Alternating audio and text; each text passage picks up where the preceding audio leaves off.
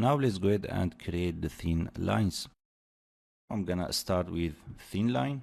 So let's go ahead, click somewhere here and click the next point. And now if you want to make it straight, you can simply select that. I have difficulty with selecting the objects. So this is the two vectors. So this is the rotation. So we're gonna set that to 0 to make it in straight line. And the next one is the scale or the length of the line. And you can control the width from here too. So let's go ahead and drag that here. And let's set a key by coming here and click on plus icon, and I'm gonna create a transform. So let's go ahead and delete the rotation and the scale. We don't need them. We need just to animate the Y. So let's select that and move it back a little bit. And at frame 0, I'm gonna set a key. And then I'm gonna move it. And at frame 90, let's zoom in. If you hold Control on the keyboard and use the mouse scroll, you can zoom in. So maybe at frame 100, let's move it. And somewhere here, and set a key. And remember, we need to go to the curve editor and select the points and make them straight. And we need to loop it too, so selecting the curve and right click and choose post infinity and cycle. And here we have it. If you want to reset the camera, so let's say you move the camera, you can come to the camera and go to camera zoom and reset the zoom. So now let's go ahead and duplicate the line. I'm gonna duplicate that one time. And then I'm gonna move it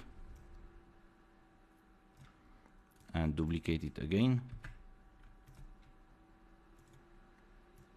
And maybe move it down again.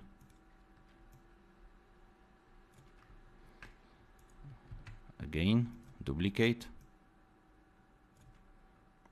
And again, duplicate.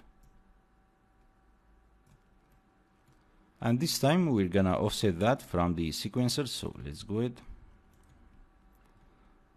This is the first line. So this is the second one. Let's go ahead and offset them.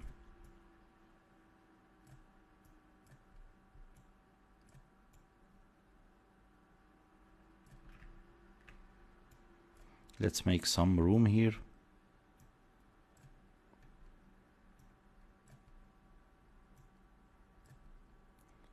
This will add some variation to the animation. So now if I go ahead, we have nice variation as you see. You can use the sequencer curves too if you wanted to. So now let's go ahead and group them in the outliner too. So let's go ahead and select all of them and click on the null to group them. And let's call it thin line group. After creating the group, we will have one issue. So if I go ahead and play back that, you can see the animation ends here at the middle.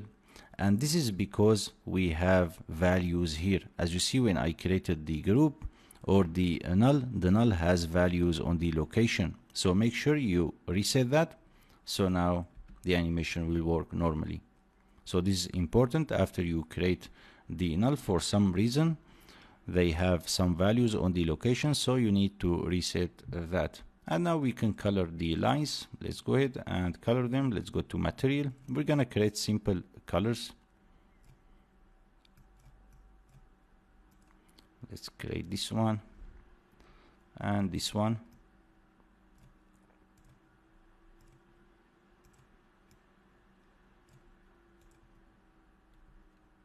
And maybe this one. I will leave the rest as white color. And here we have it. So in the next lesson, we're gonna continue.